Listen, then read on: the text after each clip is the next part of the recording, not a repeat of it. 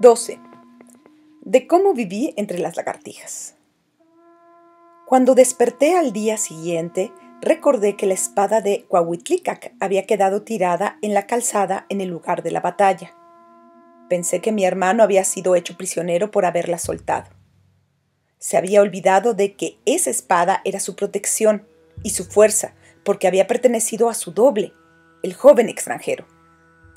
Ahora yo tenía que recogerla y guardarla, pues quizá así ganara la fuerza y la valentía que habían sido de Cuauhtlícac. Corrí en dirección de la gran calzada, dejé atrás las calles llenas de familias tenochcas y llegué hasta el canal en el que habíamos vencido a nuestros enemigos. No había nadie cerca, solo los cadáveres que llenaban el agua y la calzada. Nadie los había recogido y nadie los recogería ahora. Algunos tenían los ojos y la boca abiertos, otros no habían soltado sus armas. Parecía que aún estaban en el combate. Me tuve que abrir paso entre ellos para llegar cerca del muro donde habían capturado a mi hermano. Avancé con mucho cuidado para no tocar los cuerpos, pues temía que alguno me tomara de los pies y me llevara con él al reino de los muertos. Encontré la espada tirada en un charco de sangre seca y oscura. Cuando la recogí, vi que el muro estaba salpicado de algo blanco. Me acerqué a tocarlo, pero entonces volteé al piso y vi que un guerrero estaba tirado a mis pies, con la cabeza destrozada. Eran sus sesos. Di un grito y salí corriendo. Sentía tanto miedo que no me fijé a dónde iba. Todavía hoy, cuando sueño con esa calle, hijos míos, me despierto aterrado. Y cuentan los de Tlatelolco que ahora su ciudad está llena de fantasmas que vagan por las calles, asustando a los niños y a las mujeres. Por eso es peligroso salir de noche. Los fantasmas pueden robarle el alma a cualquiera. No tienen descanso porque no los sepultaron como debían. Nadie recogió sus cuerpos. Nadie lloró su muerte. Nadie juntó leña para quemar sus cuerpos.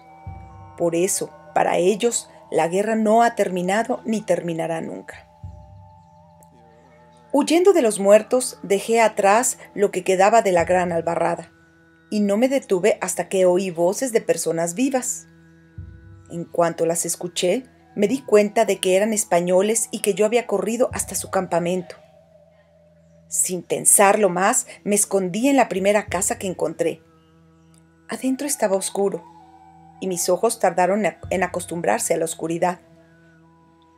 Entonces vi a un extraño, hincado en el piso, al fondo de la habitación. Estuve a punto de salir huyendo de nuevo, pero me di cuenta que él no me había oído. Tenía la cabeza inclinada y hablaba en voz baja. Estaba completamente indefenso. Levanté la espada y me acerqué en silencio, para no prevenirlo. Ahora podría vengar la muerte de mi hermano. Pero el hombre volteó cuando estaba sobre él, a punto de atacarlo. Era el viejo que me había encontrado en la milpa, el dueño del libro. Sus ojos verdes y fríos se fijaron en los míos, pero su cuerpo no intentó moverse. Ni siquiera levantó un brazo para detener mi espada. Podía cortarle el cuello con un solo tajo.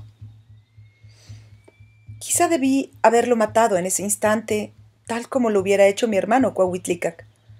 Pero no lo maté, hijos míos. No me atreví a dejar caer mi espada sobre el cuello del viejo. Quizá fue porque no dejó de mirarme con sus ojos claros y tristes, o porque no levantó ni una mano para defenderse. Cuando maté al joven español pensaba que así salvaría a mi hermano, pero de nada había servido. Ahora mi hermano estaba muerto. ¿De qué serviría matar a ese viejo? Bajé la espada y empecé a caminar hacia la puerta sin darle la espalda. Él no se movió ni se puso de pie. Llegué a la puerta y salí a la calle sin dejar de verlo. Entonces alguien me arrebató la espada y me tomó firmemente del brazo. Otros hombres rieron y me jalaron el cabello hasta tirarme al piso. Cuando quedé tirado los pude ver. Eran 4 españoles que me señalaban y reían. Su capitán era el hombre gordo con la cara comida por el cocolitzli. Los extraños me sujetaron con fuerza pisando mis piernas y mis brazos, y el gordo tomó mi espada.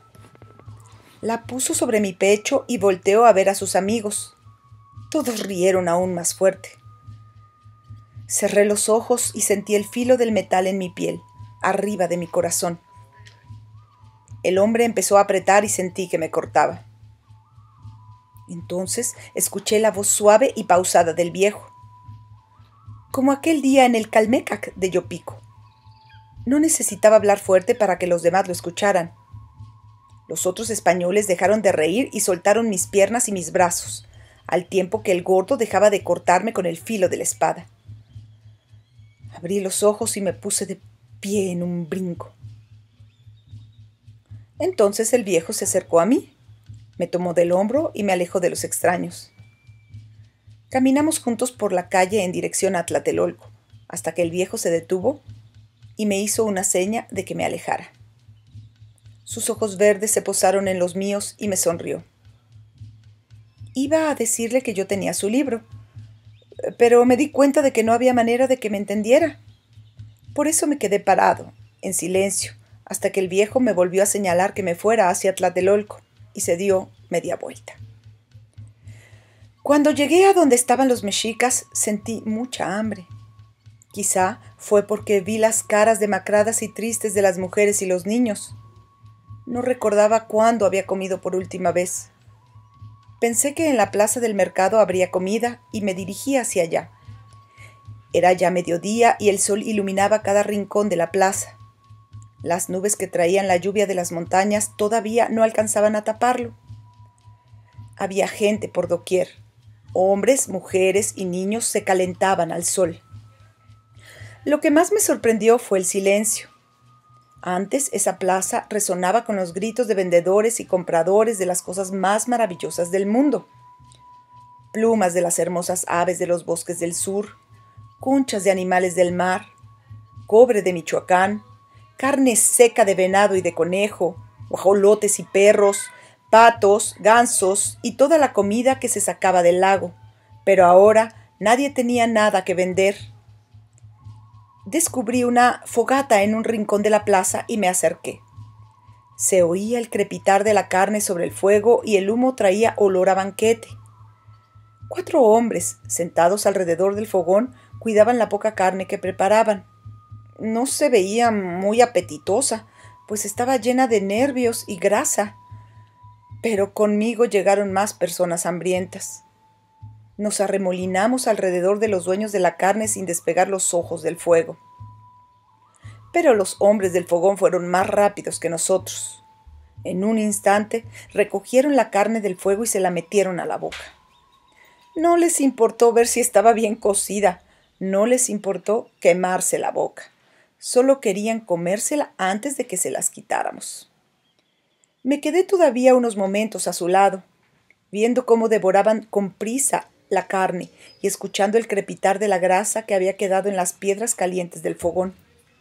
En otro rincón de la plaza, varias mujeres cocinaban algo en una olla grande.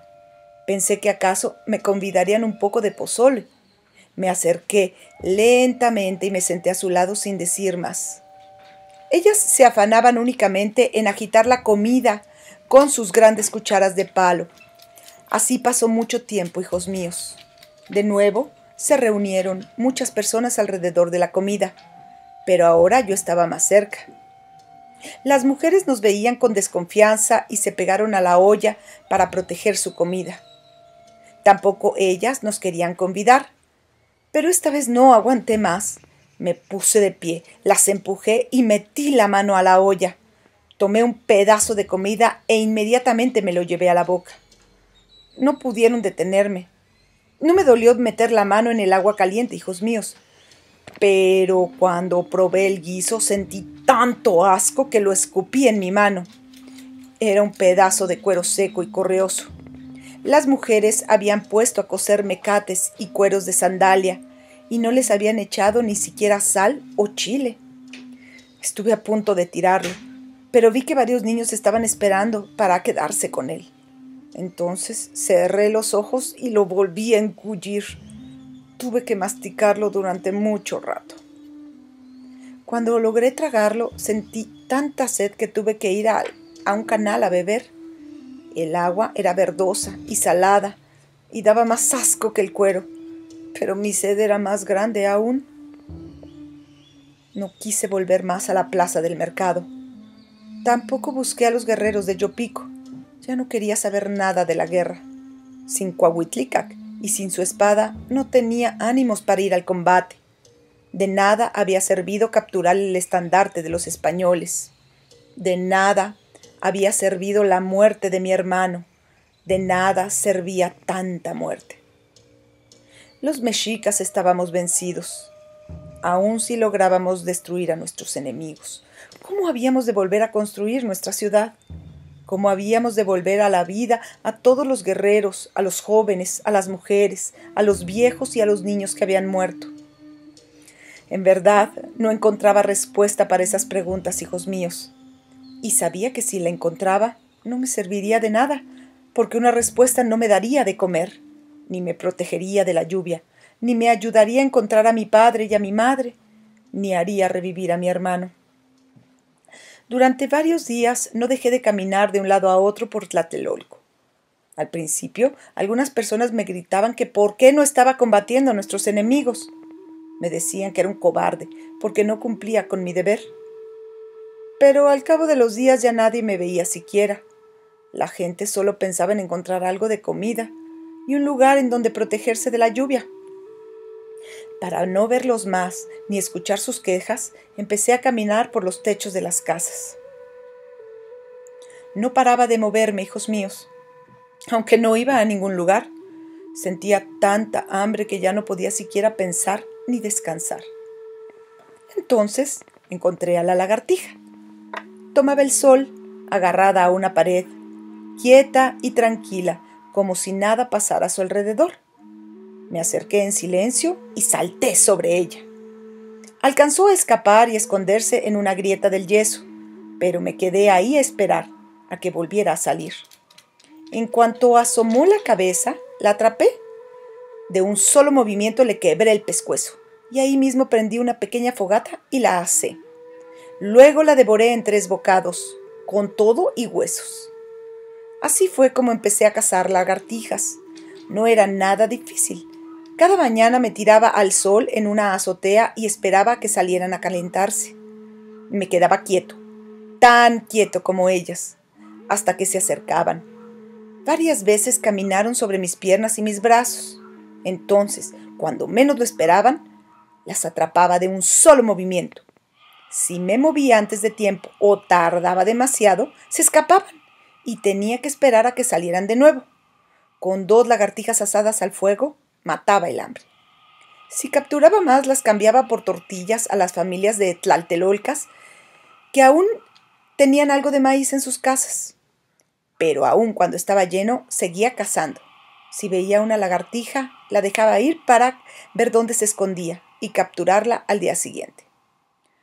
Así pasé muchos días, no sé en verdad cuántos, entre las lagartijas. Así me olvidé de la guerra, de mi barrio, de mi familia y de mi hermano. Solo me gustaba tirarme en el techo y sentir el calor que calentaba mi cuerpo. Me gustaba descubrir las grietas donde se podían esconder esos animales astutos y ágiles. Me gustaba verlas quedarse completamente quietas, como yo, para poder atrapar una mosca. En verdad sentía que éramos muy parecidos, tal como me habían dicho los viejos. Quizá por eso las podía atrapar y comer con tanta facilidad. Quizá me ayudaban porque sabían que yo también era lagartija. Mientras cazaba lagartijas, se me ocurrió que seguramente los abuelos de esas lagartijas habían tomado el sol en el mismo lugar, sobre las mismas rocas, entre los mismos carrizales, mucho tiempo antes de que llegáramos los mexicas. Luego, se habían acostumbrado a vivir entre las casas que habíamos construido y habían vuelto a encontrar lugares para calentarse. Ahora no les importaba que nuestra ciudad desapareciera. Si quedaban solo ruinas, ellas seguirían viviendo entre ellas cazando moscas. Si venían nuevos pobladores en nuestro lugar, no sentirían ninguna diferencia. Por eso, cuando estaba entre las lagartijas, no me importaba más lo que pasaba entre los hombres. No me importaba escuchar el estruendo de los cañones o los gritos de los guerreros. Solo veía las montañas y los bosques en el horizonte, en el mismo lugar en que los había visto siempre. Por las mañanas, avistaba los altares de sus cumbres. Entonces recordaba las noches que había pasado allá arriba, quemando incienso y sacándome sangre de la lengua y las piernas. Al mediodía, las montañas se cubrían de nubes y luego las nubes bajaban hacia nosotros trayendo la lluvia, que alimentaba a las plantas y a los hombres. A ellas tampoco les importaba que hubiera una guerra, que los mexicas fueran destruidos por sus enemigos. Recordaba entonces las palabras del gran sacerdote. Nuestro deber en la tierra era alimentar a los dioses para que ellos no nos abandonaran. Tal vez por olvidarnos de ellos nos estaban castigando. Ahora, tal vez no querían saber más de los mexicas y nos habían dejado solos para que nos destruyeran nuestros enemigos. Pero entonces veía que la lluvia no dejaba de caer y pensaba que nosotros, los hombres, estábamos en deuda con los dioses. Seguramente el maíz crecía ahora en las milpas de los pobladores de las riberas del lago, porque ellos sí habían pagado su deuda y habían hecho las ofrendas a los dioses. ¿Qué pasaría al año siguiente? ¿Y el siguiente? No importaba si México era destruido, la lluvia seguiría cayendo y el maíz seguiría creciendo si los hombres sabían pagar los dones de los dioses. En ese momento, hijos míos, decidí que pasara lo que pasara, yo quería vivir para eso, para verlo. Resolví que el resto de mi vida quería encargarme de cumplir con los deberes de los hombres, dando ofrendas a los dioses para pedirles sus dones.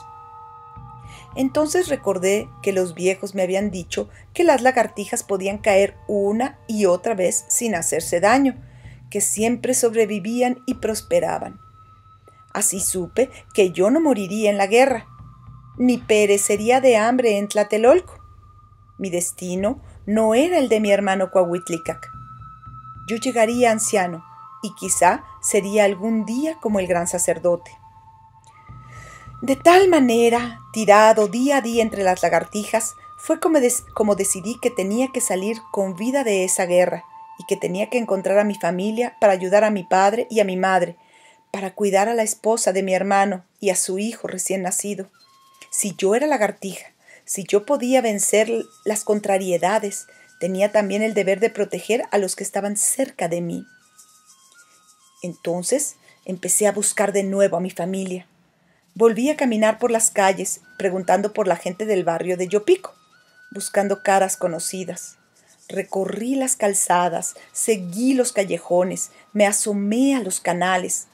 En todos lados preguntaba por los de Yopico, pero nadie me daba respuesta.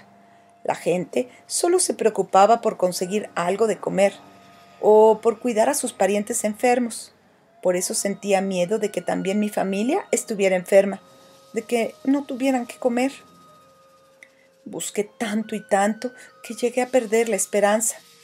No sabía ya si los podría encontrar.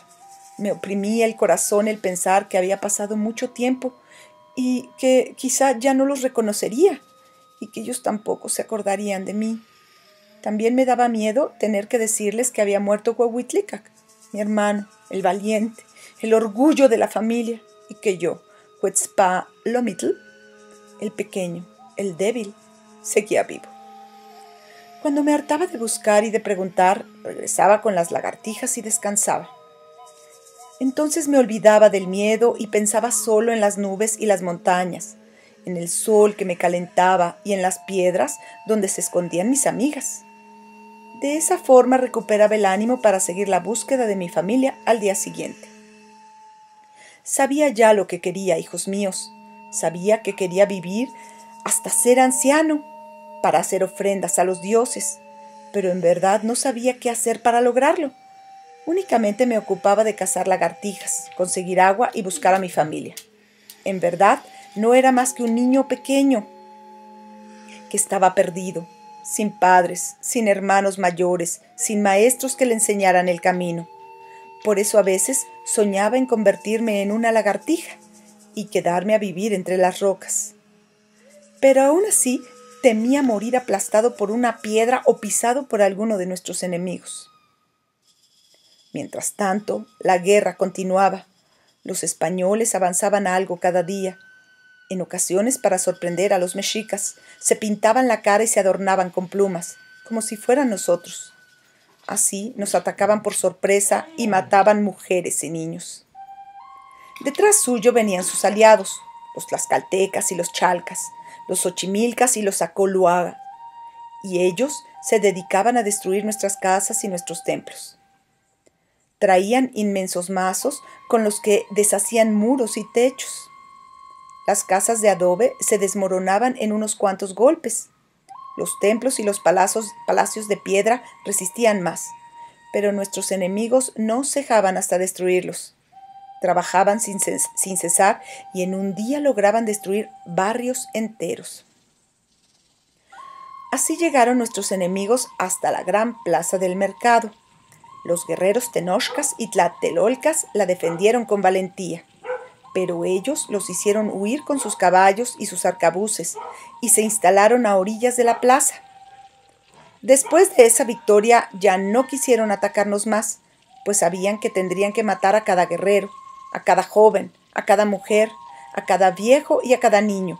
Sabían que los guerreros defenderían cada calle y cada canal hasta morir. Por ello, prefirieron esperar a que nos muriéramos de hambre, a que nos rindiéramos por agotamiento. El capitán Cortés se sentaba cada mañana en un templete a la orilla de la plaza, ahí donde todos los mexicas lo podían ver, y nos llamaba a gritos.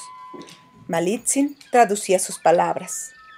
«¡Ríndanse, mexicas! Han sido valientes, han combatido como grandes guerreros, pero ahora nada les queda. Su ciudad está destruida, sus hijos y sus mujeres mueren de hambre, ya solo pueden pedir clemencia. ¿Qué esperan para rendirse? ¿Creen poder triunfar? ¿Creen poder vencer a los españoles, que son fuertes como dioses? ¿Creen poder contra los tlaxcaltecas y los chalcas y los acoluas y todos los pueblos que están unidos en contra del pueblo mexica? Mejor ríndanse y entréguenos todo su oro. Nosotros les daremos de comer y de beber, los dejaremos descansar». Pero nuestros guerreros no querían rendirse, nunca mostraban su miedo. Para aparentar que no tenían hambre, se sentaban frente a Cortés a comer tranquilamente. Para mostrar su valentía, atacaban a los enemigos cada mañana, aunque en verdad no les podían hacer daño. Y a los tlaxcaltecas y chalcas que destruían la ciudad, les gritaban: «¡Destrúyanlo todo, perros asesinos! No descansen, no dejen piedra sobre piedra. A nosotros, los mexicas, no nos importa, pues ustedes mismos tendrán que volver a construir las casas y erigir los templos. Si triunfamos, lo haremos trabajando sin descanso, hasta que nuestra ciudad vuelva a ser como antes. Si triunfan los extraños, serán entonces ellos los que los fuercen a construir sus casas, porque aquí vivirán, aquí, en medio del agua harán su ciudad. De cualquier manera, México seguirá siendo la cabeza de esta tierra, el centro del mundo, y todas las otras ciudades tendrán que obedecerla». Unos días después, los tlaxcaltecas nos gritaron que los españoles habían construido una nueva arma, una arma terrible y destructora que iba a acabar con nosotros, que nos iba a aniquilar. Todos corrimos a la plaza del mercado y vimos que en el lugar en el que solía sentarse el capitán, había ahora una máquina de madera hecha con un inmenso tronco. Muchos hombres se afanaban a su alrededor. Los tlaxcaltecas trajeron una inmensa piedra y la colocaron en la máquina, en un extremo del tronco, mientras varios españoles jalaban y torcían una cuerda muy gruesa. Después, todos se echaron hacia atrás. Apareció entonces el capitán Cortés y nos habló por medio de Malintzin. «Mexicas, prepárense a morir. Con esta arma hemos de terminar con ustedes». Sentimos miedo al oírlo, Si aquella arma era aún más temible que los caballos y los arcabuces, entonces en verdad había llegado nuestro fin. Pero nadie se movió. Todos queríamos observar el portento. Queríamos saber qué más podían hacer esos hombres extraños que habían llegado de quién sabe dónde y que habían traído cosas tan sorprendentes a nuestra tierra. ¿Y acaso también muchos querían morir para ya dejar de sufrir? El capitán se acercó a la cuerda y la cortó con su espada. El inmenso tronco se levantó de golpe y la descomunal piedra salió por los aires hacia nosotros. Gritamos. Varias mujeres y algunos guerreros perdieron el sentido. Pero la piedra no nos hizo daño. Pasó volando sobre nuestras cabezas y cayó en el agua de la laguna, más allá de Tlatelolco. La máquina quedó sola, dando vueltas sobre el templete. «Es como una onda», dijo un guerrero que estaba a mi lado. «Nos quieren matar con una onda gigante». Ahora los españoles corrían de un lugar a otro, dando gritos y sin dejar de hacer gestos con los brazos. Parecían muy enojados. Los tlaxcaltecas trajeron otra piedra y los españoles la volvieron a instalar en la onda. Cuando el capitán se acercó de nueva cuenta a cortar la soga, los tlaxcaltecas nos gritaron: «Ahora sí van a morir, no va a quedar uno solo de ustedes». Pero la piedra volvió a pasar sobre nuestras cabezas. Nada lograron los españoles con su arma. Solo consiguieron que, por una tarde, nos olvidáramos de la guerra y nos fascináramos con su portento. Cuando empezó a anochecer, la gente abandonó la plaza. Iba de regreso hacia Mes Lagartijas cuando vi que mi padre caminaba por la calle, delante de mí. Di gritos y corrí hasta alcanzarlo. Me recibió con los brazos abiertos y nos abrazamos durante mucho rato. Estábamos tan sorprendidos que no pudimos decir nada. Ni siquiera me atreví a contarle de la muerte de mi hermano. Mi padre me condujo a un remoto callejón donde vivía con mi madre, la esposa de mi hermano y su hijo. La calle era angosta y estaba atestada. Los sanos apenas se alcanzaban a sentar y los enfermos yacían en el piso entre charcos de agua.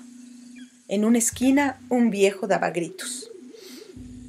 «Es una lástima que no haya funcionado el arma de los extraños. Una lástima que no nos haya matado a todos de una vez. ¿Para qué queremos vivir? Ojalá pronto nos destruyan, para que ya no tengamos que sufrir más. Ojalá nos hagan desaparecer de la tierra con sus armas mágicas. No tenemos ya nada que hacer en este mundo». 13. De cómo terminó la guerra en Tlatelolco y de cómo huimos de la ciudad. «Es el tecolote precioso. Déjenlo pasar. Trae como arma la espada de fuego de nuestro dios Huitzilopochtli y la va a usar contra nuestros enemigos. Si los vence, será una señal de que aún podemos triunfar, de que debemos seguir combatiendo. Será nuestro agüero de victoria». Los pregoneros venían gritando por el callejón, y todos los que vivíamos allí nos pusimos de pie. Detrás de ellos venía un guerrero vestido con las insignias sagradas del tecolote, las mismas que había usado el rey Ahuizotl, padre de nuestro señor Cuauhtémoc, cuando iba a la guerra, y con las que había vencido a muchos enemigos y conquistado muchos pueblos. En su mano izquierda el guerrero cargaba la gran espada de turquesas de Huitzilopochtli. Con esa misma arma, nuestro dios había matado a su hermana Coyolxauhqui, y había derrotado a sus 400 hermanos cuando ellos habían querido matarlo. «Esta arma es más poderosa que la onda gigante de los extraños», dijo un anciano que vivía al lado de nosotros. «Si el guerrero no destruye a los enemigos de un solo golpe, si no los aniquila completamente, eso querrá decir que no podremos ya vencer. Sabremos así que nuestro Dios ha sido derrotado en verdad y que el Dios de nuestros enemigos es más fuerte». Cuando el tecolote precioso pasó frente a nosotros, todos bajamos la vista. En verdad, era temible en su aspecto y en su fuerza. Cuando llegó a la plaza, los españoles se echaron también para atrás y corrieron como si hubieran visto a un dios enfurecido. Huyeron tan rápido que el tecolote precioso no logró herir a nadie. Así fue como espantó a los enemigos por algunos instantes, pero pronto volvieron a enfrentarlo. Y entonces el guerrero tecolote volvió a atacarlos, pero ellos ya no huyeron más. Se quedaron en su lugar y dispararon sus ballestas hasta que nuestro guerrero tuvo que retroceder. Todo esto no lo vi yo, me lo contó mi padre, que siguió al guerrero tecolote hasta la plaza del mercado, donde atacó a los enemigos. Yo me quedé con mi madre, mi cuñada y su hijo. Estaban enfermas, porque hacía muchos días que no bebían agua limpia, solo bebían el agua sucia y salitrosa de los canales. Hacía mucho tiempo que no comían más que tortillas viejas y echadas a perder, llenas de manchas rojas y verdes. Por eso se habían debilitado y ahora apenas podían levantarse. Cuando les llevé lagartijas, al principio no quisieron comerlas, pero tanta era su hambre que terminaron devorándolas como yo. Cada día cazaba algunas, hasta que se hicieron más difíciles de encontrar. Entonces me di cuenta que no solo yo vivía de ellas, otros jóvenes y algunos viejos recorrían los techos para cazarlas. Mi padre regresó con una expresión tan triste que supimos que el guerrero tecolote había fracasado. Nos contó lo que había sucedido y luego nos dio la espalda y guardó silencio. Adiviné inmediatamente que se había enterado de la muerte de mi hermano. Ya era de noche cuando se atrevió a decírnoslo. Nos relató que el nuevo capitán de Yopico le había contado cómo Cuauhtlícac había sido capturado después de apoderarse del estandarte de los enemigos. Al oír la noticia, mi madre y la esposa de Cuauhtlícac se pusieron a llorar. Cuando escuché sus lamentos y vi cómo mi padre sacudía la cabeza con la vista clavada en el piso, sentí ganas de huir y regresar con las lagartijas. Pero no podía abandonar a mi familia. Tenía que quedarme a su lado, mirar por ellos, como lo hubiera hecho mi hermano. Esa noche, mientras dormíamos, un inmenso cometa de fuego voló sobre Tlatelolco. Iluminó el cielo como el mismísimo sol y su luz nos despertó a todos. Era una inmensa bola de fuego que volaba entre las nubes y daba vueltas como un remolino, soltando chispas por doquier. Era ruidoso, parecía que se quebraban miles de huesos. Se quedó arriba de nosotros por un buen rato y finalmente se alejó hacia el lago. Entonces el anciano que dormía a nuestro lado se levantó y empezó a gritar: «¡Es nuestro Dios! ¡El señor Huitzilopochtli que vino a despedirse de nosotros! ¡Nos ha dejado! Pues ya ha terminado su tiempo sobre la tierra. Ha muerto. Por eso ha huido al lago, a hundirse en el agua. Estamos solos, completamente desamparados». Pero el viejo estaba flaco y pálido. Pero todos le creímos, pues tenía el cabello largo y enredado, lo que significaba que había sido un gran sacerdote. Su voz era fuerte y clara, como la de un hombre sabio que sabía hablar con los dioses. Nadie volvió a dormir esa noche. Todos pensábamos en el portento y sabíamos que esa señal quería decir que los mexicas estábamos acabados. ¿Qué podríamos hacer sin nuestro Dios? ¿Quién nos protegería? ¿Quién nos daría su fuerza? Al día siguiente terminó la guerra. Nuestro emperador Cuauhtémoc y los otros grandes señores y gobernantes dejaron la ciudad y huyeron en sus canoas para perderse en el lago, como nuestro Dios. No querían dejar rastro ni memoria de sus personas para no tener que ver su propia derrota. Cuando los vimos alejarse, supimos que México había sido vencido para siempre, que en verdad había llegado a su fin nuestro turno de mandar sobre la tierra. Pero los españoles vigilaban el lago con sus bergantines y capturaron a nuestros señores y los llevaron con el capitán Cortés. Él los recibió en la plaza del mercado, donde todos los podíamos ver, y los trató con respeto, como a grandes guerreros. Pero nada podía consolar nuestro dolor, hijos míos. Estábamos vencidos. Todo esto sucedió en el día 1 serpiente del año 3 Casa, según contaban nuestros abuelos. o en el 13 de agosto, día de San Hipólito, del año del Señor 1521, como contamos los cristianos. Después de capturar a nuestro emperador, los españoles dispararon sus cañones al aire para celebrar su victoria. Ese mismo día los mexicas empezamos a abandonar nuestra ciudad. Era imposible quedarse más tiempo en Tlatelolco.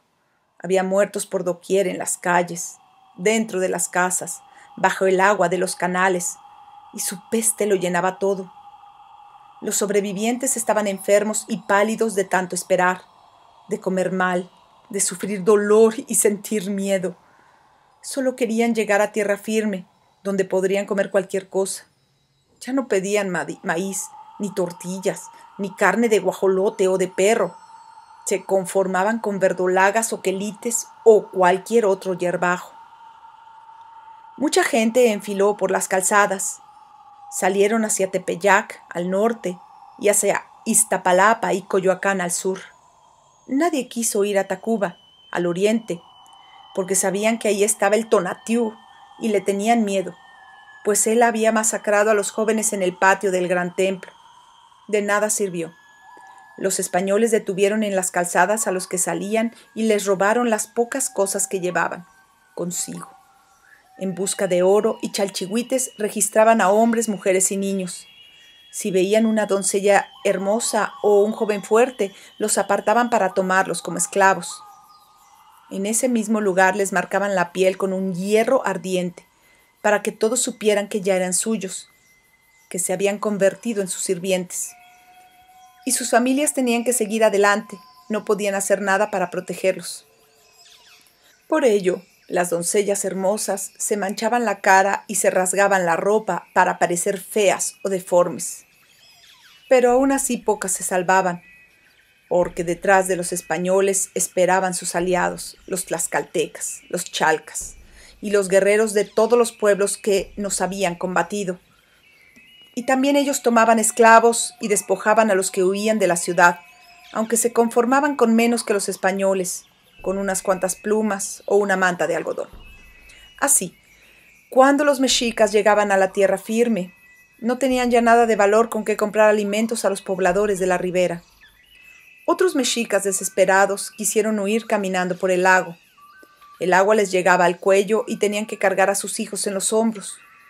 Muchos murieron ahogados porque no alcanzaron a pisar el suelo de la laguna o porque se hundieron en el lodo.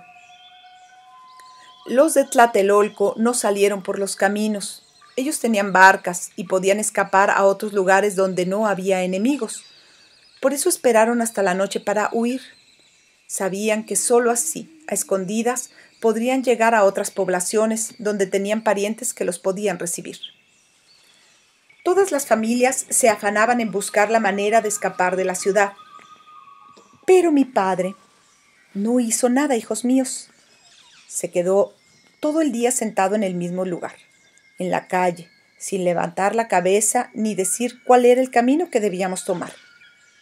Cuando llegó la tarde, le pregunté si nos convendría huir por alguna de las calzadas. No podemos ir por las calzadas, Cuetzpalomitl, hijo mío, me dijo con una voz plana y resignada. Seguramente los extraños se quedarán con la esposa de tu hermano, porque ella es muy hermosa, y también te tomarán a ti como esclavo, pues eres joven y puedes correr muy rápido. Entonces, ¿qué haríamos tu madre y yo sin ustedes? Ya perdimos un hijo, y sin ti nos quedaríamos completamente solos. ¿Quién nos cuidará? ¿Dónde obtendríamos comida? Mejor es que nos quedemos aquí, a morir de hambre. Entonces guardó silencio, como si no tuviera que decir nada más en su vida. Pero yo puedo conseguir una barca y la podemos pagar con nuestro oro, le respondí casi desesperado. Iré por ella y volveré por ustedes al canal que está aquí cerca. Con una barca podremos ir a donde queramos y no nos tomarán por esclavos. Quise parecer fuerte y seguro como mi hermano, pero no tenía idea de dónde podría encontrar una barca. Mi madre se acercó y me acarició la cabeza. Tienes razón, hijo mío. Yo tengo una hermana en Culhuacán. Seguramente nos recibirá y nos esconderá por unos días. Pero dime, ¿Dónde piensas conseguir una barca? No te preocupes, madre. Si me esperan en el canal, vendré a recogerlos en la noche. Sin atreverme a decir más, me puse de pie y salí corriendo. En realidad no sabía cómo conseguir la barca, hijos míos. Corrí primero al embarcadero principal, pasando por los techos de las casas. Había cadáveres por todos lados, en las calles, en los canales, sobre los techos, dentro de las casas. No se podía avanzar sin pisar un brazo o una pierna.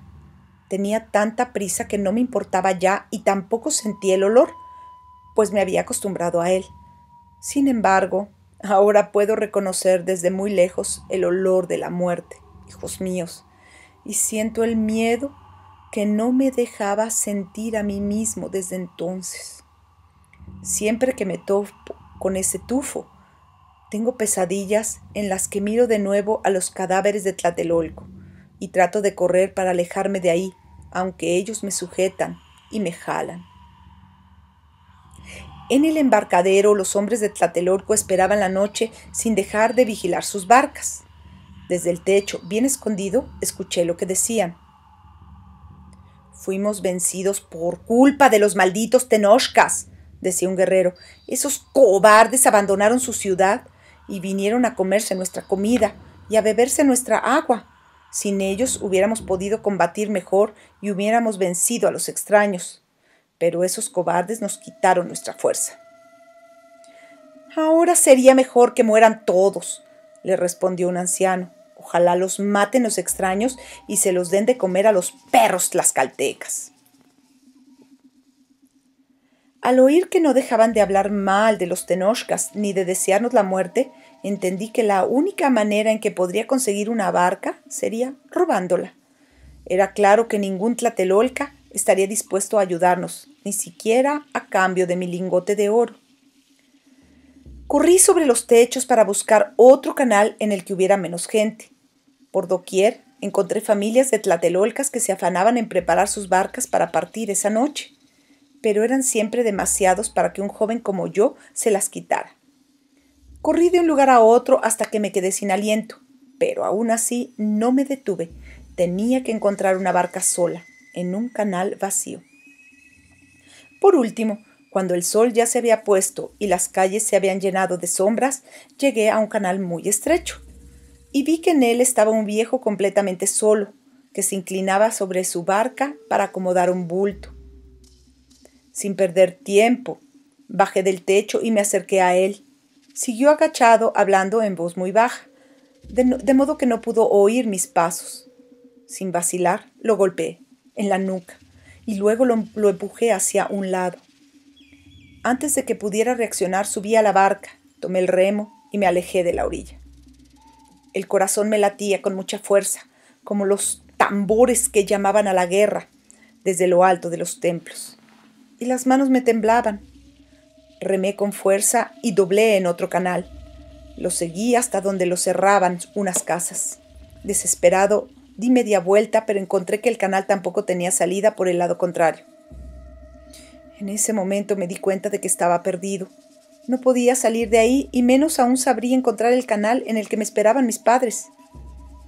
Si hubiera podido ver los braseros de un templo, habría podido orientarme, como hacía en las madrugadas en que regresaba de los montes. Pero ahora todos los templos estaban destruidos y solo podía ver las sombras de las casas bajo la luna, los cadáveres y de vez en cuando una persona que caminaba furtivamente. Tampoco podía pedir auxilio. Los tlatelolcas me matarían en un instante al saber que era un joven tenochca que había robado una barca. Sin saber qué hacer, dejé caer el remo y me senté en la barca a lamentar mi desgracia. En ese momento sentí una mano que me jalaba la pierna. Estuve a punto de saltar al agua, pero volteé al fondo de la barca y vi que había una niña acostada tapada con varias mantas. Era ella con quien estaba hablando el anciano. ¿Dónde está mi abuelo?, me preguntó con voz temblorosa. ¿Quién eres tú? ¿Qué le hiciste? Pensé que tenía que librarme de ella antes de que se pusiera a gritar, pues entonces no tardarían en venir los tlatelolcas. Me agaché para tomarla de los hombres y levantarla, pero me detuve cuando la sentí tan débil y ligera. Seguramente estaba enferma como mi madre y mi cuñada. «¿Qué me vas a hacer?», preguntó temorosa. La solté y no dije nada. «Estás perdido, ¿verdad?». «¿Por qué te llevaste la barca? Mi abuelo nos iba a sacar de Tlatelolco. Es un gran remero y conoce todos los canales. Vamos a mi casa y él nos llevará a la ribera de la laguna. Nosotros no tenemos a dónde ir, pero al menos en la ribera encontraremos algo de comer». La niña me sonrió y me di cuenta de que tenía razón. No había otra salida. Recogí el remo y regresé al canal donde había robado la barca. El anciano estaba sentado en la calle, sobándose la cabeza. Cuando nos vio, se puso de pie y se acercó amenazante. Era grande y parecía muy fuerte. La niña levantó la cabeza y gritó lo más fuerte que pudo. «¡Abuelo! ¡Abuelo! Unos hombres se llevaron tu barca». Pero este muchacho los detuvo, les aventó piedras y los hizo huir. Él me salvó la vida. Al escuchar a su nieta, el anciano me sonrió. Entonces le expliqué que mi familia me esperaba en un canal para huir de la ciudad y que podíamos ir a Culhuacán, donde nos recibirían y nos esconderían por unos días. El hombre se sentó y se rascó la cabeza donde lo había golpeado. «¿Por qué he de confiar en ti?». «Porque le regresé su barca, abuelo». Mientras yo buscaba la barca, mi madre había convencido a mi padre de que esa era nuestra única salida. Por eso nos esperaban en el canal, con los pocos bultos que nos quedaban. En un principio vieron con desconfianza al anciano Tlatelolca, pero cuando mi madre descubrió a la niña enferma, se acercó a acariciarla. Apenas cupimos en la barca. El anciano conocía perfectamente el camino y nos llevó por los canales más apartados y seguros, pues ahora los guerreros enemigos vigilaban con antorchas desde arriba de las casas, mientras otros caminaban a lo largo de los canales y revisaban cada una de ellas. No querían dejar escapar a un solo mexica. Varias veces tuvimos que agacharnos y detenernos hasta que las cuadrillas se alejaron. Finalmente salimos al lago y remamos con más fuerza para alejarnos lo más rápido posible de las ruinas de la ciudad. Había empezado a llover y el lago se agitaba en olas que nos mojaban y que varias veces estuvieron a punto de volcar la barca, pero nada nos detuvo. Cuando llegamos a Culhuacán, saltamos a tierra lejos del embarcadero, donde nadie nos podía ver. El anciano y yo escondimos la barca entre los carrizales, y luego mi madre nos guió entre las milpas hasta que llegamos a la casa de su hermana. Nos dejó escondidos entre las matas de maíz y entró a hablar con ella. Mientras aguardábamos, nadie se atrevió a mirar a los demás ni a decir palabra. Finalmente regresó mi madre junto con su hermana y su esposo. Parecían temerosos, pero nos invitaron a pasar. Nos echamos a dormir en el piso de tierra, sin petates, pero nos sentíamos más cómodos y tranquilos que en mucho tiempo. El anciano Tlatelolca y su nieta durmieron entre nosotros. Me desperté antes del amanecer, primero que los demás, y salí en silencio de la casa.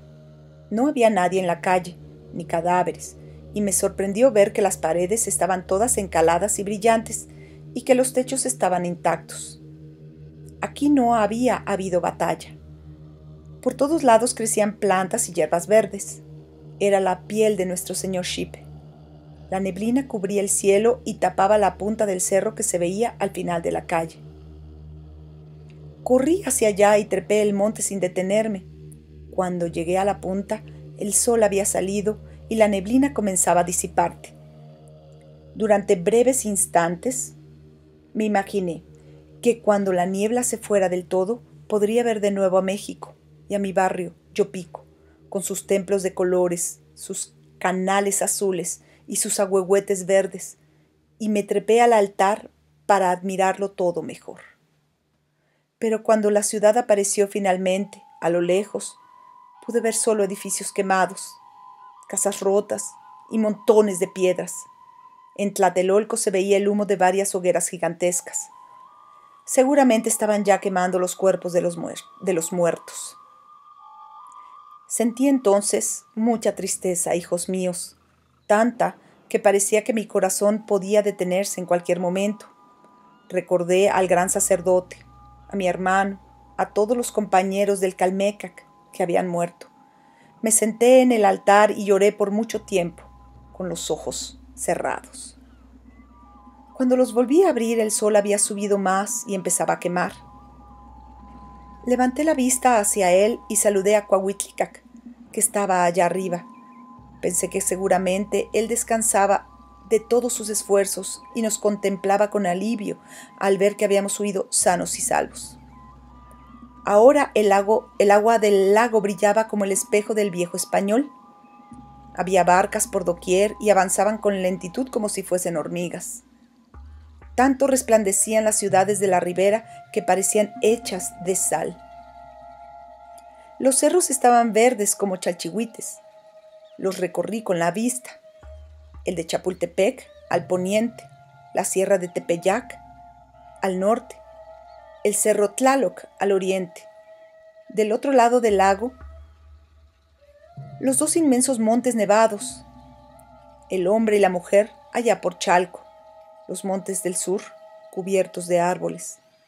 Todos empezaban a cubrirse de nubes, estaban ya donándonos su sangre, la lluvia que caería sobre nosotros esa tarde. Del pueblo subían ruidos de personas, gritos de niños que jugaban y gritos de vendedores en el mercado. Entonces sentía hambre y pensé que quizá las mujeres de la casa habían ya preparado tortillas y frijoles. Antes de bajar del altar miré al piso y descubrí una lagartija que tomaba el sol a mi lado. Me quedé quieto para no asustarla y la saludé. Ya no tenía que comerla. Los dos estábamos vivos. Aún caminábamos sobre la tierra, bajo el sol, y estábamos en nuestra casa, en el lago, entre las montañas. Habíamos sobrevivido. 14. De cómo volvimos a nuestro barrio y de cómo fue la vida bajo los españoles. No estuvimos mucho tiempo en Culhuacán.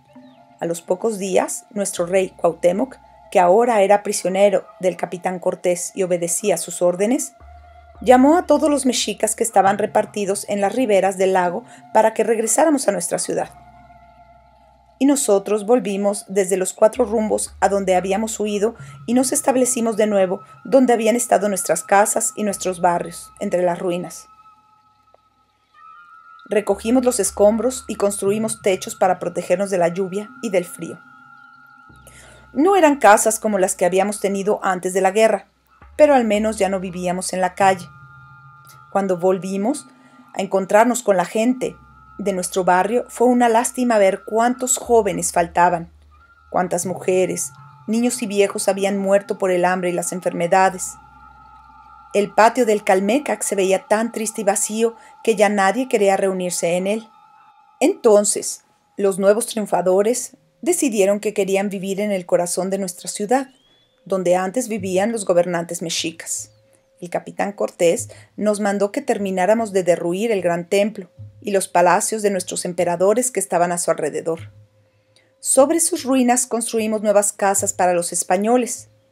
Nunca más se habría de elevar el templo de nuestro dios Huitzilopochtli. Quedó enterrado bajo una capilla para el dios español, que erigimos en su lugar y con sus mismas piedras. Fue un invierno muy duro, hijos míos. Estábamos de regreso en nuestra casa, pero no teníamos alimentos. El año de la guerra, ningún mexica se acordó de plantar la tierra, y después de nuestra derrota, cuando vino la cosecha y los otros pueblos llenaron sus trojes de maíz y frijoles, nos apercibimos de que no teníamos nada para nosotros, pues ya nadie nos pagaba tributos y nadie estaba obligado a darnos alimentos. Todos esos meses trabajamos sin cesar para los españoles. Recogíamos escombro y cascote, tirábamos los pocos muros que quedaban en pie, tallábamos piedras para las nuevas casas y cargábamos vigas de madera para los techos. Los jóvenes de Yopico y de todos los demás barrios empezábamos a trabajar al amanecer y al final del día, si habíamos cumplido nuestra tarea y habíamos hecho todo lo que los capataces nos ordenaban, recibíamos 3 o 4 tortillas frías con un poco de sal y chile.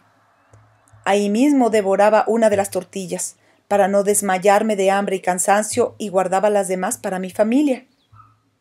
Mi madre y mi cuñada me esperaban ansiosas. Todo el día habían soñado con la comida que les traería. Otras veces, cuando los capataces no quedaban satisfechos con nuestro trabajo, nos daban apenas 1 o 2 tortillas. Entonces yo no comía y lo guardaba todo para mi cuñada, pues ella tenía que amamantar a su hijo y no podía quedarse sin comida. Mi padre se mantenía también muy ocupado y salía de viaje durante muchos días. Los españoles querían cobrar ahora los tributos que los mexicas solían cobrar a los pueblos conquistados. Por eso ordenaron a los calpixque del palacio del rey que los llevaran de pueblo en pueblo y les dijeran qué cosas pagaba cada uno, si era maíz o cacao, plumas o mantas, obsidianas o chalchihuites, algodón o ixtle, pulque o aguamiel, pero sobre todo buscaban oro. Ahora todas esas riquezas que habían sido de los mexicas eran para ellos, nuestros vencedores. Mi padre recibía apenas una taza de chocolate o un pedazo de mole de guajolote que le regalaban sus antiguos conocidos en los pueblos, porque recordaban que siempre había sido un hombre justo. Otros le regalaban unas cuantas plumas o un pequeño chalchihuite roto. Cuando llegaba a México, corría al mercado y los cambiaba por algo de comer. Pero no alcanzaba mucho. Los ribereños que venían a vender su maíz, sus calabazas, sus guajolotes a nuestra ciudad, sabían bien que los mexicas moríamos de hambre, y por eso cobraban muy caro todo. Con suerte, mi padre conseguía suficiente comida para 2 o 3 días. Algunas noches, cuando ya todo mundo se había ido a dormir, me escapaba de mi casa y corría hasta el viejo Calmecac, donde había estado el templo de nuestro señor Xipe. Ahí prendía fuego en un pequeño brasero y me sacaba sangre con una espina de coral roja y brillante que había encontrado entre los escombros. Después quemaba mi sangre y llamaba a nuestro señor Xipe y a los dioses de la lluvia para rogarles que no nos olvidaran y que volvieran a darnos alimentos. Cuando amanecía, desde lo alto del templo observaba por dónde aparecía el sol y veía que se acercaba cada vez más al cerro que marcaba el tiempo de hacer la fiesta de nuestro señor Xipe. Mientras más calurosos se hacían los días y más se acercaba la fecha, iba más a menudo al templo a ofrecer mi sangre. Ya no me importaban el cansancio ni el hambre. Durante el día, cuando cargaba piedras, solo recordaba lo que el gran sacerdote nos había dicho antes de morir, y trataba de pensar qué era lo que podíamos hacer para volver a ganar el favor de nuestro Dios. No descansaba, hijos míos, porque sentía mucho temor. Nuestros dioses nos habían abandonado, porque nosotros los habíamos olvidado, los habíamos dejado de lado para hacer la guerra. Ahora teníamos que ganar su perdón. Pues de otra suerte, nuestro maíz no crecería y moriríamos de hambre. Los demás pueblos tenían que comer porque no habían olvidado a sus dioses, pero ellos no nos ayudarían en nada. Disfrutarían viéndonos morir de hambre, viendo nuestras milpas secas y yermas, oyendo los llantos de los niños hambrientos y los lamentos de los ancianos. Por fortuna, no era el único que pensaba en eso. Poco a poco el antiguo templo empezó a ser visitado por gente que también venía a dar su sangre. Todos me veían con admiración cuando se enteraban de que yo había sido el primero en ir a hacer penitencia por las noches. Así fue como entre todos organizamos la fiesta de nuestro señor Xipe, para recibir el año nuevo y preparar la tierra para cambiar de piel y reverdecer. Pero ese año, por primera vez en mucho tiempo, no teníamos ni un cautivo que sacrificar. ¿Cómo podíamos ayudar a nuestro señor Xipe a cambiar de piel si no lo vestíamos con la piel de un hombre sacrificado? Nos rompíamos la cabeza para encontrar una solución hasta que un anciano recordó que su abuelo le había contado que hacía muchos años, cuando los mexicas eran pobres y débiles y aún no tenían cautivos que sacrificar, hacían una piel con ramas y hojas de árboles verdes y con ella vestían al hombre que representaba al Dios. Yo mismo me encargué de fabricar la nueva piel de nuestro Dios, hijos míos. Un día me escapé al bosque del cerro de Chapultepec y corté ramas de pino y oyamel. En mi casa, con ayuda de mi madre, las junté y las amarré unas con otras hasta completar un traje que me cubría el cuerpo entero. Esa noche, cuando llevé el traje de hojas al templo, todos los hombres se rieron, pues lo había hecho pequeño, para un joven como yo, y no le quedaba a nadie más. «Bueno, muchacho», dijo el anciano, «serás tú quien represente a nuestro señor Shipe. Te mereces ese honor». Cuando llegó el día de la fiesta me puse el traje de hojas y caminé por las calles de Yopico y de los barrios vecinos, rodeado de niños que anunciaban a gritos que ya venía nuestro señor Shipe. Aún recuerdo el orgullo que sentía. Todos los vecinos me veían con admiración y me regalaban algo, quizá un poco de comida o unas piedrecitas brillantes. Ese año llovió mucho, hijos míos, y los mexicas hicimos todo lo que debíamos para que crecieran nuestras milpas. Celebramos todas las fiestas de los dioses de la lluvia y de los dioses del maíz. Adornamos nuestros campos con figuras hechas de olote y con flores. Visitamos los altares en las puntas de los cerros. Sin embargo, no era igual. Ahora teníamos que hacer nuestras fiestas escondidas, para que no nos descubrieran los españoles y nos castigaran, pues ellos habían prohibido que habláramos de nuestros antiguos dioses. Además, ya no podíamos dar la sangre y los corazones de los cautivos, y nuestras ofrendas no eran tan ricas ni tan vistosas. Sin embargo, no dejamos de ofrendar nuestra propia sangre ni de regalar algo a los dioses, nuestros señores. Por ello, nuestros esfuerzos dieron frutos cuando llegó la cosecha. Llenamos nuestras trojes y aún tuvimos maíz de sobra para poder vender en el mercado. Ya no pasaríamos hambre. Habíamos vuelto a ganar el favor de los dioses. Podíamos seguir viviendo. Pero nada volvió a ser como antes, hijos míos. Las cosas cambiaban continuamente en nuestra ciudad, pues con los años llegaban más y más y más españoles a México.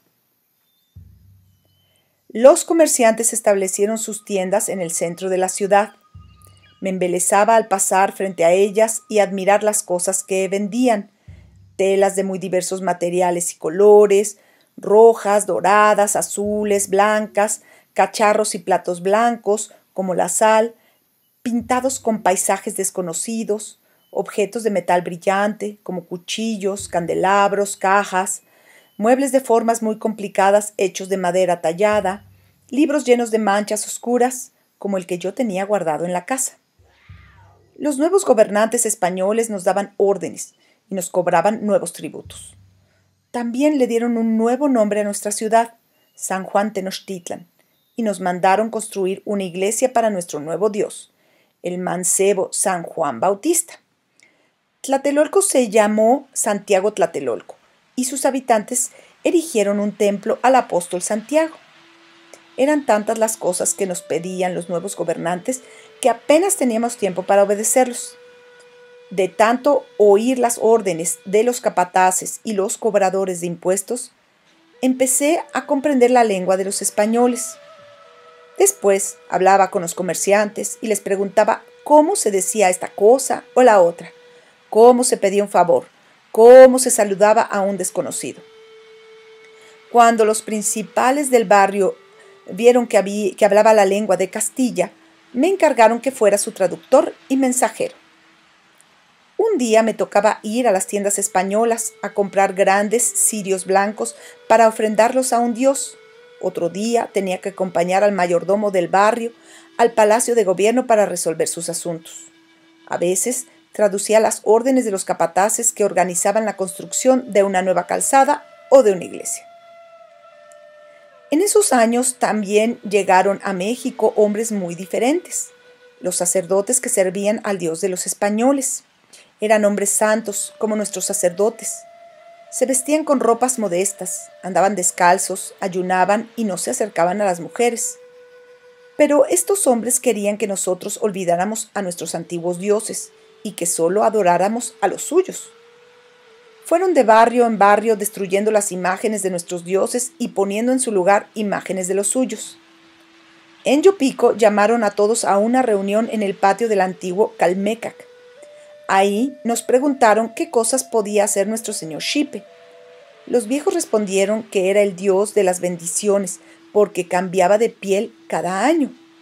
Traduje sus palabras y después conté que hacíamos una fiesta en su honor cada primavera, y que entonces alguno de nosotros se ponía una piel hecha de hojas y ramas verdes, para que así nuestro Dios y la tierra cambiaran de piel y reverdecieran. Los sacerdotes sonrieron y nos dijeron que esa fiesta era muy parecida a Pentecostés, que también es en la primavera y que se celebra en honor del Espíritu Santo. Por eso ahora nuestro Señor y Protector sería el Espíritu Santo. Después nos dieron una imagen de ese Dios, con forma de paloma, para que la colocáramos en el lugar en que teníamos a nuestro viejo señor Xipe. Esa misma noche, los hombres de Yopico nos juntamos de nuevo en el patio para discutir qué haríamos. Prendimos un brasero con copal en el centro, como se suele hacer en reuniones importantes, y bebimos pulque, porque ya no teníamos chocolate. Hablaron primero los ancianos y dijeron que no estaban de acuerdo con ese cambio, pues los hombres de Yopico siempre habíamos adorado a Xipe, y no podíamos abandonarlo ahora. Si lo hacíamos, seguramente nos castigaría, y su ira sería tal que podría matar a nuestras plantas de maíz o hacernos enfermar a todos. Pero los principales respondieron que teníamos que obedecer a los españoles y adorar a sus dioses. De lo contrario, nos castigarían, y quizá nos matarían si seguíamos haciendo ofrendas a Xipe. Los grandes discutieron y discutieron toda la noche sin encontrar una solución, hasta que yo me atreví a dar mi opinión. Los sacerdotes españoles nos han contado hoy mismo que en honor de su Espíritu Santo, ellos hacen la misma fiesta que nosotros hacemos en honor de nuestro Señor Xipe. Nos han dicho que ese Espíritu Santo es el Dios encargado de traer las bendiciones a esta tierra. Eso quiere decir que el Dios de los españoles y el nuestro son el mismo. Yo creo que si aceptamos a su Espíritu Santo, en realidad seguiremos adorando a nuestro Señor Xipe. Simplemente le cambiaremos de nombre. Después de que hablé, ya nadie agregó nada, y todos aceptamos al nuevo Dios. Si tenía razón, podríamos mantener contentos a nuestro Dios y a nuestros nuevos gobernantes, todo al mismo tiempo. Así, todo seguiría siendo como antes, y Yopico seguiría bajo la protección de Xipe, aunque ahora tuviera un nombre nuevo. Al poco tiempo, los sacerdotes abrieron una escuela para enseñar a los jóvenes mexicas todo lo que debíamos hacer en honor de nuestros nuevos dioses. Era como el Calmecac, y los principales de Yopico me enviaron a ella porque ya hablaba castellano.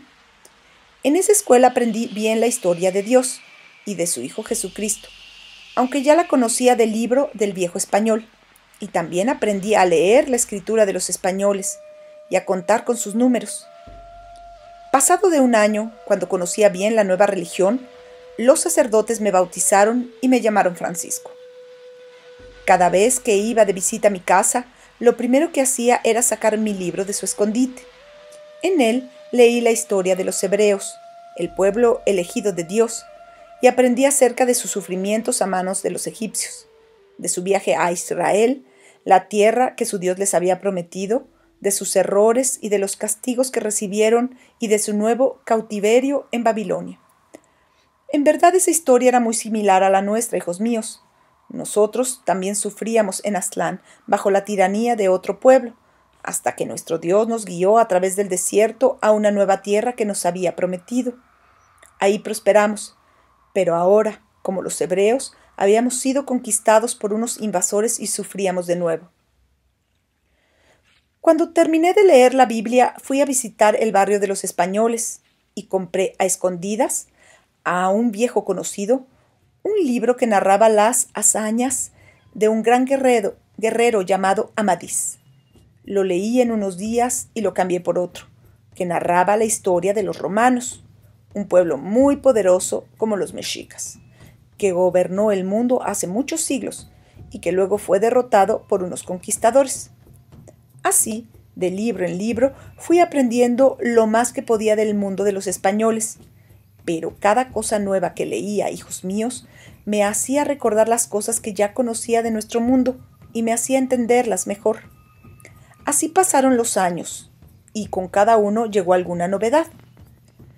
Yo esperaba con ansias esas cosas nuevas y me esforzaba por conocerlas y comprenderlas más y mejor. Pero para otros era difícil entender tantas novedades. Mi padre se quejaba de todo, y añoraba los años anteriores a la llegada de los españoles, cuando el mundo era conocido y los mexicas estábamos en su centro. Desde nuestra derrota, mi padre había envejecido mucho. Cada año que pasaba era como si se hiciera 10 años más viejo. Solía sentarse en un rincón de la calle, bajo la sombra de un gran agüehuete, junto a otros hombres como él. Bebían pulque desde la mañana y por la tarde se quedaban dormidos, completamente borrachos. Al día siguiente volvían a embriagarse de la misma manera mientras hablaban de lo que se había ido para no volver. Cuando los escuchaba evocar las glorias pasadas de los mexicas, sentía nostalgia por las cosas de antes, por el Calmecac, por las fiestas en honor a nuestros dioses, por el mercado, por mi hermano Cuauhitlicac, por el gran sacerdote, por las riquezas que se veían en los templos, en los palacios y en las calles. Pero no extrañaba todo igualmente, hijos míos. Cuando los viejos presumían de sus combates, de los cautivos que habían hecho y de los sacrificios que habían presenciado, me sentía contento de que no hubiera más guerras. Ahora entendía que no era mi destino ser un gran guerrero, y me alegraba de no estar obligado a ir a los campos de batalla. Prefería la vida pacífica de la ciudad. Me gustaba cuidar de los dioses y leer sobre los otros hombres que hay en nuestro mundo. Por ello, cuando me alejaba de los borrachos, me olvidaba de su nostalgia y pensaba en todas las cosas nuevas que debía aprender. Así, yendo y viniendo a los barrios de los españoles con los encargos de los principales, aprendiendo a leer y escribir en la escuela de los sacerdotes, haciendo penitencias en las fiestas de nuestro señor Xipe, que ahora se llamaba Espíritu Santo, se me fue el tiempo tan rápido que llegué a la edad de casarme. Mi primera esposa vino de Tlatelolco. Era la niña que me ayudó a escapar de la ciudad en la noche en que terminó la guerra. De vez en cuando yo la iba a visitar a su barrio y le llevaba algún regalo y así nos hicimos novios. Para la boda organizamos un festejo en mi casa y otro en la suya. Mis nuevos parientes me miraban con desconfianza, pero a mí no me importaba. El abuelo de mi esposa y mi padre prohibieron que se hablara de la guerra y de la derrota de México, y ya no hubo motivo de pelea. Bebimos y comimos juntos hasta el amanecer. Mi padre y los viejos de Tlatelolco se embriagaron en un rincón, brindando por los reyes muertos. Con mi esposa tuve 2 hijos y 2 hijas, como todos lo hacían. Los bauticé con nombres españoles: Francisco, Pedro, María de la Concepción y María de los Ángeles. Fueron años prósperos. Construí una nueva casa en un solar con un patio grande y mis padres, mi cuñada y mi sobrino Santiago, el hijo de Cuauhitlicac, se mudaron con nosotros. Había suficiente comida para todos. Era un lugar hermoso, lleno de vida y de juegos. Cuando me casé, me convertí en uno de los principales del barrio. Mi labor era organizar las fiestas para los dioses y cobrar los impuestos de cada familia para las ofrendas y los adornos en el templo. También me hice cargo de construir la nueva iglesia de Yopico.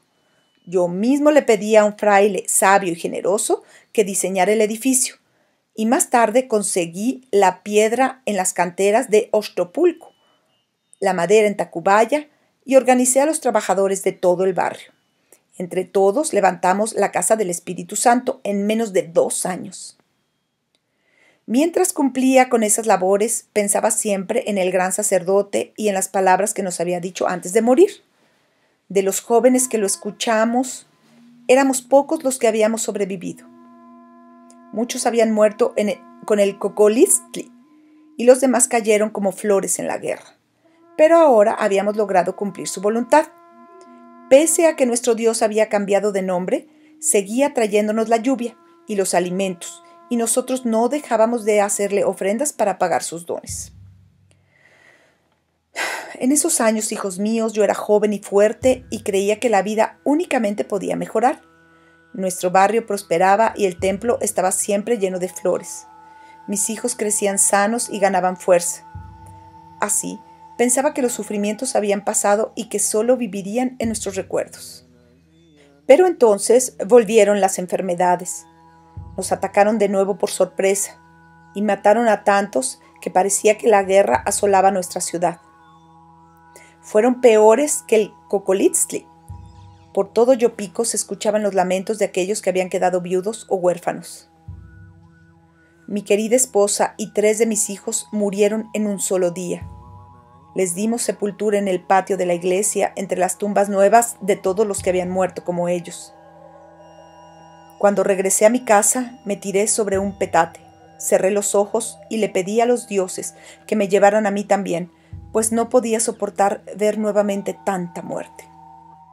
El barrio se veía tan solitario y tan triste que nadie se atrevía a hablar con sus amigos o sus vecinos. El templo estaba vacío porque ya nadie confiaba en el Espíritu Santo. De nada nos había valido su protección. Otros pensaban que nuestros antiguos dioses nos habían castigado por abandonarlos. Por eso se reunían en las noches, dentro de sus casas, y se sacaban sangre en honor de Tlaloc y de Xipe y Huitzilopochtli. Yo no sabía qué creer, hijos míos, y a qué Dios culpar por la muerte de mi familia. Dejé de ir al templo y de cuidar las ofrendas. Pasaban los días en el patio de mi casa, tomando el sol como una lagartija. Poco después mi padre también cayó enfermo. En un día se apagó su vida. Cuando me llamó para despedirse, lo encontré tirado en el piso, pálido y débil.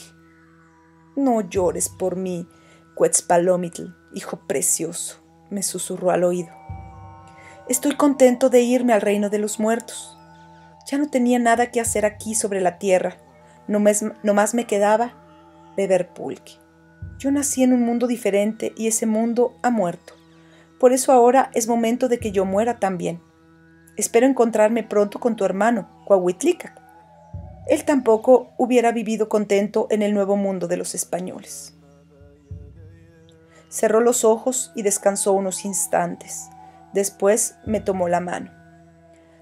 Hay hombres que encuentran la muerte en el campo de batalla. Por eso todos los admiran y los recuerdan. Otros morimos lentamente en silencio y todos nos tienen lástima. Tú eres diferente, Quetzalcóatl. Ahora te llamas Francisco y te gusta tu nuevo nombre.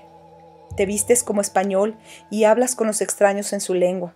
Soportas el dolor y sabes ganar fuerzas del sufrimiento. Siempre sobrevives porque te gustan los cambios. Así naciste y así morirás. Siempre serás lagartija. Me da gusto por ti y admiro tu fuerza. Yo sé que ahora sufres porque has perdido a tu esposa y a 3 de tus hijos. ¿Crees que yo no siento también la muerte de ellos? ¿Crees que no echo de menos los gritos de mis nietos en el patio? Es tanto mi dolor que prefiero morir a seguir recordando sus rostros y sus voces. Pero tú vas a reponerte, hijo mío. Tú vas a sobrevivir. Tienes a tu hijo mayor, Francisco. Pronto encontrarás una nueva mujer y tendrás nuevos hijos. Cuídalos y quiérelos como a los primeros. Goza cada día que los tengas a tu lado, porque cada día de felicidad es un regalo de los dioses. Pero no olvides nunca que el sufrimiento jamás termina. No creas que te puedes escapar de él. Cuando pienses que todo va bien, cuando estés próspero y tengas una mujer y estés rodeado de hijos y todos en el barrio te vean con respeto, entonces la calamidad te atacará de nuevo. No olvides que así lo quieren los dioses. Ellos nos han mandado aquí a sufrir. Sé que me veías con desprecio cuando bebía. Sé que nunca entendiste por qué me gustaba embriagarme con pulque hasta que se me entumían la lengua y me quedaba dormido. Pero ahora podrás entenderme. Cuando estoy borracho puedo dejar de pensar y de sufrir. Hay dolores tan fuertes, hijo mío, recuerdos tan amargos, que solo pueden borrarse con el pulque. Por eso los dioses nos dieron esa bebida, para que pudiéramos resistir tanto sufrimiento. Espero que vivas muchos años, Quetzalcóatl, y que nos recuerdes a mí y a tu hermano, Cuauhitlicac, y que les cuentes de nosotros a tus hijos y a tus nietos. A través de ti viviremos, Llegarás a viejo y todos escucharán tus historias y conocerán nuestro mundo gracias a ti. Nunca he olvidado las palabras de mi padre, hijos míos. Los que mueren ven las cosas mejor que los que seguimos vivos. Su alma ya está fuera de sus cuerpos y no se engaña con pasiones ni sentimientos. Por eso hay que escucharlos y obedecerlos. Lo que mi padre me dijo ese día fue un bálsamo para mi corazón.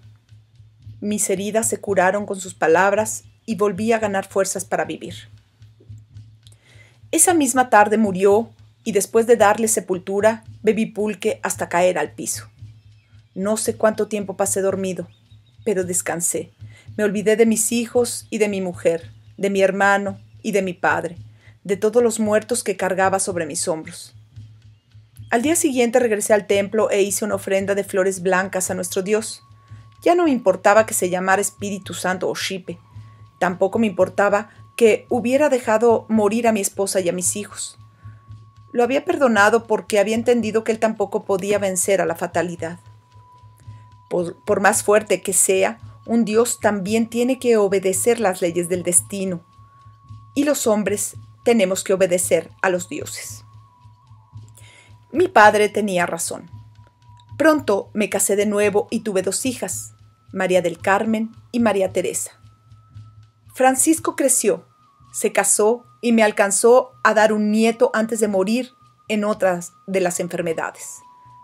Mi sobrino Santiago, el hijo de Coahuitlicac, ha vivido siempre a mi lado y me quiere como si yo fuera su verdadero padre.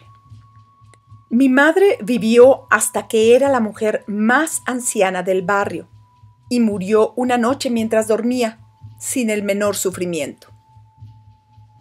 De vez en cuando vuelvo a beber pulque y me olvido de todo lo que me ha pasado. Siempre que despierto, tirado en el piso bajo el sol, encuentro una lagartija a mi lado, pues ellas no han dejado de acompañarme nunca. Ahora yo también soy un anciano y sé que pronto iré a reunirme con mi padre y mi madre y mi hermano.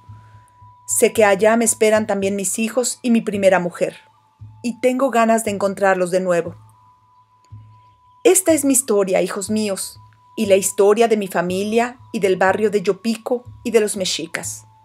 Casi todos han muerto ya. Sus cuerpos son polvo en el patio de la iglesia o cenizas guardadas en las casas de sus familiares. Solo yo sigo vivo y he hablado por ellos. Pero no es porque sea el más valiente o el más fuerte o el más sabio, sino porque soy lagartija. Y las lagartijas siempre sobreviven. Ustedes me preguntan si las cosas han cambiado mucho, si la vida antes de los españoles era muy diferente a la de hoy. Solo les puedo decir que cuando sueño que soy otra vez niño, o cuando cierro los ojos para recordar cómo era nuestra ciudad y cómo eran los edificios y los dioses y las personas antes de que llegaran los extraños, es como si viajara a un mundo diferente, a un mundo tan distante como el cielo o el infierno, un mundo tan inaccesible que ni siquiera los barcos y los caballos de los españoles pueden llevarnos a él.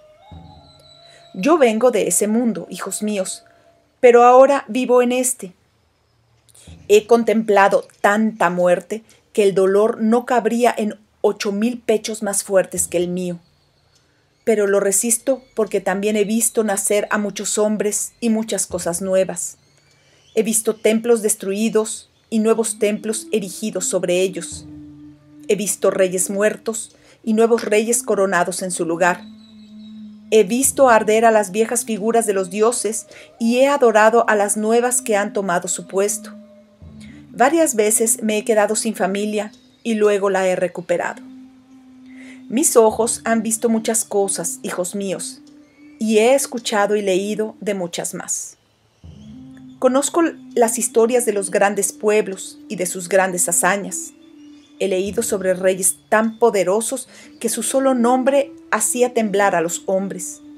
He sabido de sus triunfos deslumbrantes, seguidos de sus derrotas aún más extraordinarias. Lo que sucedió con nosotros, los mexicas, había pasado antes con muchos otros pueblos y seguirá pasando con los que vendrán. Así lo quiere el destino. Aquí mismo, en el centro de este inmenso valle, Se elevarán gigantescas ciudades, pero todas terminarán deshechas entre el polvo y el humo, como terminó la nuestra. Todo esto lo sé, hijos míos, porque me lo han enseñado otros hombres. Los viejos me han contado sus historias, y los libros me han dicho las suyas. Cada generación debe escucharlas y repetirlas a sus hijos, para que los hombres nunca olvidemos que nada en esta tierra dura para siempre, que el destino nos alcanza a todos.